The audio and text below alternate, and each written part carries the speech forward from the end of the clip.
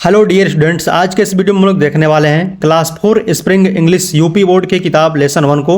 Lesson 1 का नाम है वेकअप। वेकअप का मतलब होता है जागो या किसी को जगाने के लिए इसका प्रयोग करते हैं। ये जो पोयम है, इस पोयम के जो पोएट हैं सी फ्लेचर जी हैं। सी फ्लेचर ने इस पोयम को लिखा हुआ है और इसमें हम लोग इस वीडियो में इस लेसन का हिंदी अनुवाद सीखेंगे। साथ ही साथ इसमें जो दिया हुआ है कंप्रिहेंशन क्वेश्चन और ये जो वर्ड पावर, इसको भी समझेंगे। तो इसलिए वीडियो को ध्यान से आप लोग लास्ट तक देखिए, तभी आपको अच्छे से और समझ में आएगा। तो देखिए इसमें कुछ वर्ड मीनिंग दिया है, पहले इसको जान लेते हैं, उसके बाद इसके हिंदी अनुवाद को समझते हैं। ठीक है। वेकअप, वेकअप का मतलब होता है जागना या किसी को जगाना। लवली, लवली मतलब होता है सुंदर, प्यारा, आकर्षक। गेट अप, गेट अप मतलब होता है खड़ा हो जाना। बजिंग मतलब होता है भिनभिनाहट, जो मधुमक्खियाँ की आवाज़ होती है उसको बोलते हैं बजिंग। स्लीपी का मतलब होता है थका हुआ या सोने का इच्छुक। टाइनीएस्ट, टाइनीएस्ट का मतलब होता है सबसे छोटा। इसमें इतना वर्ड मीनिंग दिया हुआ है। इसके अलावा इस जो पोयम में मिलेगा आपको डिफ़िकल्ट वर्ड, इसका मैं हिंदी अर्थ बताते चलूँगा आपको और आप अच्छे से इसको समझ जाएंगे। तो चलिए वीडियो को ध्यान से शुरू करते हैं। इसमें जो पहला दिया है line, wake up wake up. Wake up, wake up का मतलब होता है जागो जागो। It's a lovely day, it's a lovely day, यह एक प्यारा दिन है, यह एक सुंदर दिन है, बोल सकते हैं इसको। ओह प्लीज़ गेट अप, ओह मतलब अरे, ओह प्लीज़ गेट अप, कृपया उठ जाओ। गेट अप का मतलब होता है उठ जाना, खड़े हो जाना। कृपया उठ जाओ, कृपया खड़े हो जाओ। And come and play, and मतलब और, कम मतलब आओ, एंड मतलब और, प्ले मतलब खेलना। तो और आओ और खेलो। अगला लाइन है the birds are singing in the trees, यानी कि पक्षियाँ पेड़ों पर गा रही हैं। सिंग मतलब गाना होता है, सिंग में आईएनजी लगा दिया गया है, सिंगिंग हो गया। यहाँ पे प्रेजेंट कॉन्टिन्यूअस टेंस का यूज किया गया है। ठीक है, यानी पक्षियाँ पेड़ों पर गा रही हैं। And you can hear the buzzing bee, और आप मधुमक्खियों की भिनभिनाहट को, आवाज़ को सुन सकते हो। यानी कि देखिए, एंड मतलब और, यू मतलब तुम, कैन मतलब सकना, ठीक है, हियर मतलब सुनना, द बजिंग बी, यानी कि बी मतलब मधुमक्खियाँ हो गया और बजिंग मतलब भिनभिनाहट। तो इसका लाइन का हो जाएगा और तुम मधुमक्खियों की भिनभिनाहट को सुन सकते हो। ठीक है, जो मधुमक्खियाँ आवाज़ करती है गन गन करके ना, उसको बोलते हैं बजिंग। अगला जो हम लोग का स्टेंजा है, इसकी ओर बढ़ते हैं। फिर वही लाइन दोहराया गया है, वेकअप वेकअप, जागो जागो, इट्स अ लवली डे, यानी कि यह एक सुंदर दिन है, यह एक प्यारा दिन है। ओह प्लीज़ गेट अप, कृपया उठ जाओ, ओह कृपया उठ जाओ। एंड कम एंड प्ले, और आओ और खेलो। It's much too late to lie in bed, यानी इट्स मच टू लेट का मतलब हो गया बहुत ज़्यादा देर हो चुकी है, यानी देर हो गई है। टू लाई, टू लाई मतलब होता है लेटना, ठीक है, लेटने के लिए या सोने के लिए बोल सकते हैं। इन बेड, यानी कि बिस्तर पर लेटने के लिए बहुत देर हो गई है। इसको आप लोग समझ सकते हैं कि बहुत ज़्यादा देर हो चुकी है, तुमको सोए हुए कह सकते हैं यहाँ पे ना। टू लाई इन बेड, यानी बिस्तर पर लेटे हुए तुमको बहुत ज़्यादा देर हो चुकी है। सो हरी अप, इसलिए जल्दी करो तुम निद्रालु बच्चे। यानी देखिए यहाँ पे सो मतलब होता है इसलिए, हरी अप का मतलब होता है जल्दी करना, हरी अप का मतलब होता है जल्दी करना। यू मतलब तुम, स्लीपी मतलब अभी सोया, नीचे देखें हम लोग, स्लीपी मतलब ज़्यादा जो सोने वाला होता है उसको बोलते हैं स्लीपी। हेड मतलब होता है सिर, लेकिन यहाँ पे स्लीपी हेड का मतलब होता है जो ज़्यादा सोता है ना, दिमाग, जो बच्चा ज़्यादा सोता है, व्यक्ति जो ज़्यादा सोता है उसको बोलते हैं स्लीपी हेड। तो यही जो पोयम के जो पोएट हैं ये, वो बता रहे हैं, बच्चों को जगाने के प्रयास कर रहे हैं।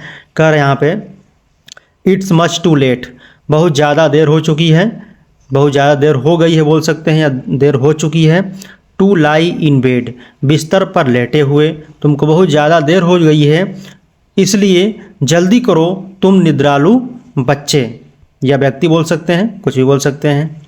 अगला जो स्टेंजा हम लोगों का है, last stanza, wash and dress. Wash मतलब होता है मुँह धो लो, नहा लो, सब कुछ होता है। तो जिससे आप लोग सेंस निकालना चाहते हैं, अर्थ इसका निकाल सकते हैं। वॉश एंड ड्रेस, वाश माने मुंह धो लो, और ड्रेस कपड़े पहन लो। ड्रेस माने कपड़े पहनना भी होता है, ड्रेस माने कपड़ा भी होता है, ठीक है। मुंह धो लो और कपड़े पहन लो। एंड कम ऑन आउट, और बाहर आओ। कम ऑन आउट का मतलब और बाहर आ जाओ। Everyone is up and about. Everyone माने सभी लोग, प्रत्येक लोग। Is up and about, up मतलब होता है उठ गए हैं, और अबाउट मतलब के बारे में। तो इसका जब अबाउट मतलब होता है के बारे में, लेकिन जब इस पूरे लाइन का अर्थ मतलब निकालेंगे तो एवरीवन यानी सभी लोग जग गए हैं, उठ गए हैं। और किसके बारे में बताया गया कि सभी लोग जग गए हैं? अबाउट, ठीक है। इसका मतलब हो गया everyone is up and about, सभी लोग जग गए हैं। कहने का मतलब यहाँ पे है जो कौन कौन जग गए हैं, यानी अबाउट मतलब के बारे में बताया गया है, जग गए हैं। तो यहाँ पे नीचे दिया गया है the cow, the horses, the ducks and the sheep, the tiniest chicken, cheep cheep cheep wake up.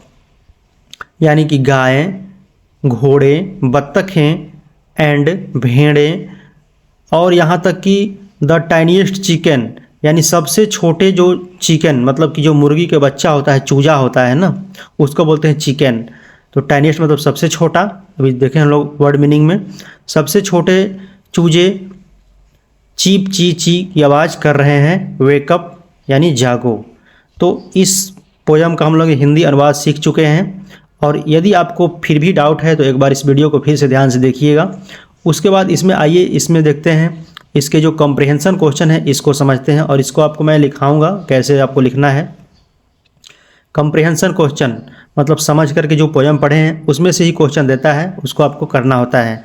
Answer the following questions, यानी कि नीचे लिखे गए प्रश्नों के उत्तर देना है आपको। ए में दिया हुआ है हु आर ऑलरेडी अवेक। मैं आपको अभी लिखा हूँ, दिखाऊंगा अभी, पहले इसको पढ़ लीजिए। यानी कि कौन लोग हैं, मतलब कौन पहले ही जग चुके हैं, पहले जाग गए हैं।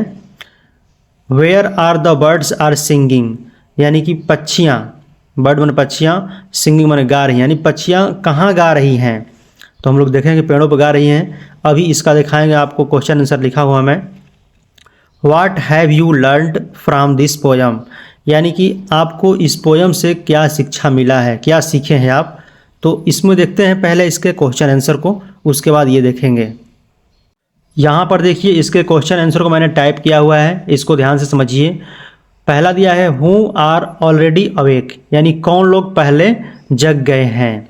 तो यहाँ पे इसको हम लोग जानते हैं, पोयम में पढ़े थे, काऊ, घोड़े, बत्तखें। तो इसको बस आपको क्या करना है, उस तरह से लिख देना है जो पोयम में आपको दिया हुआ है, आंसर में दिया है, लिख देंगे करके answer. The cow comma, the horses, the ducks and the sheep, the tiniest chicken are. यहाँ पे are already awake, already awake, और यहाँ पे फुल स्टॉप लगा देंगे, मतलब ये लोग जग गए हैं। काऊ, घोड़े, बत्तखें और सीप, भेड़, यहाँ तक कि जो सबसे छोटे बच्चे थे यहाँ पे ना, मुर्गी के चूजे बच्चे थे वहाँ, टाइनीएस्ट चिकन, सबसे छोटे मुर्गी के बच्चे, इसको चूजे बोलते हैं। आर ऑलरेडी यानी पहले अवेक, जग गए हैं। ठीक है, बस इसको इस तरह लिख देना है आप लोगों को, ज़्यादा कठिन है नहीं। दूसरा जो आपका है where are the birds singing, यानी कि चिड़िया कहाँ गा रही हैं, चिड़िया कहाँ गा रही है, वेयर माने कहाँ। तो हम लोग जानते हैं कि चिड़िया, पोयम में पढ़े थे कि चिड़िया पेड़ों पर गा रही थी। तो बस इसको क्या लिखना है, यहाँ से स्टार्ट करना है, द बर्ड्स। द बर्ड्स लिखने के बाद आर लगाएंगे, यानी चिड़िया के बारे में बताया जा रहा है। तो the birds are singing in the trees, और लास्ट में हम लोग को फुल स्टॉप लगाना होता है, क्योंकि यहाँ पे जो क्वेश्चन पूछ रहा है तो क्वेश्चन मार्क लगाया गया है। अगला जो तीसरा क्वेश्चन इसमें दिया हुआ है कि what have you learned from this poem, यानी कि इस पोयम से, दिस पोयम, इस पोयम से आपने क्या सीखा है, यू, ठीक है, आपने क्या सीखा है। तो इसका मतलब कहने का होगा कि आप लोग इस पोयम को पढ़े हम लोग तो क्या सीखे हैं। तो हम लोग इसलिए ही सीखे हैं कि हम लोग को सुबह जल्दी जग जाना चाहिए, और आया के मतलब कि प्रकृति का नज़ारा कुछ लेना चाहिए। तो इसको, इसी को हम लोग ट्रांसलेट करके लिखेंगे कैसे, देखिए।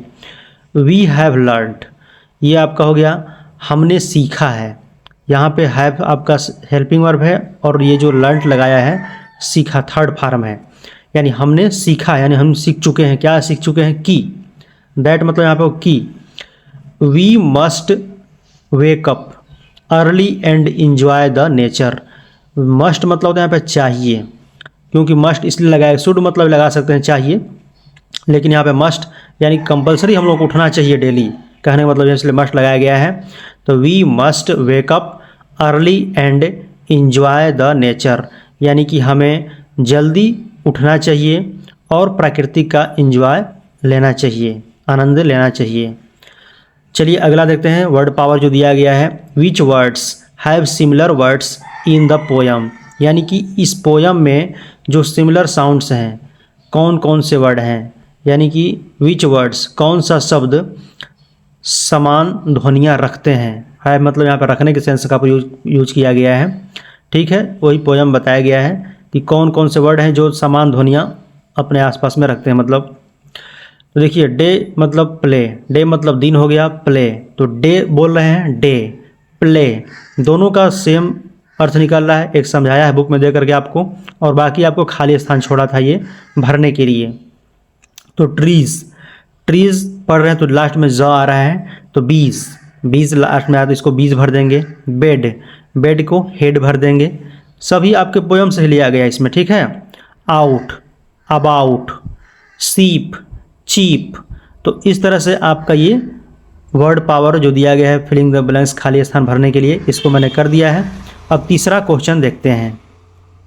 इसमें अगला जो क्वेश्चन है एक्टिविटी से, यानी क्रियाकलाप से, गतिविधि से। Talk about different sounds of words and animals with the teachers and learn it, यानी कि पक्षियों और जानवरों के ध्वनियों के अलग अलग आवाज़ के बारे में बातचीत करिए, ठीक है। टॉक माने बात करना होता है, अबाउट मतलब के बारे में, डिफरेंट मतलब अलग अलग, साउंड माने ध्वनियाँ, ऑफ द ऑफ के बाद वर्ड्स एंड एनिमल्स यानी पक्षियों और जानवरों के ध्वनियों के अलग अलग बारे में बात करना है। विथ द टीचर अपने टीचर के साथ, एंड लर्न इट और इसे सीखो, ठीक है। जैसे यहाँ पे दिया गया है काऊ, काऊ की आवाज़ जो होती है ध्वनि बोलती है, कैसे बोलती है, मो बो, जैसे बा बा काय बोलती है गाय ना, तो उसकी अंग्रेजी में क्या बोलते हैं, बो या मो भी बोलते हैं। अब बी, बी मतलब मधुमक्खी, मधुमक्खी अपनी आवाज़ कैसे ध्वनि कैसे निकालती है, बज करती है, बजिंग करती है वो, उसको बज बोलते हैं। बिल्ली जानते हैं हम लोग, कॉमन चीज़ है, सबके घरों में बिल्ली जाती ही है। कैट, कैट माने बिल्ली कैसे बोलती है, म्याऊं म्याऊं, तो इसको बोलते हैं म्यू। डॉग, डॉग की जो ध्वनियाँ होती है उसको कैसे बोलते हैं, बार्क, भो भो, जो बहुत कुत्ता भोंकते हैं उसको भौंकना बोलते हैं। लायन, रोर, रोर माने गर्जना, गरजते हैं वो, दहाड़ते हैं वो, रोर मतलब क्या होता है, दहाड़ना। कॉक, कॉक जो होता है मुर्गा जो बाग देता है सुबह सुबह, उसको बोलते हैं क्रो, ठीक है। इसका मतलब होता है बाग देना। और इसी का सेम स्पेलिंग होता है क्रो, क्रो मतलब होता है कौवा, ठीक है। इसकी जो आवाज़ होता है उसको बोलते हैं का, CAW का, इसको बोलते हैं आवाज़ को का बोलते हैं। तो इसलिए आप लोगों को और कोई जानवर हैं तो उनकी आवाज़ को अपने टीचर के साथ सीखिए। तो मिलते हैं नेक्स्ट वीडियो में, धन्यवाद।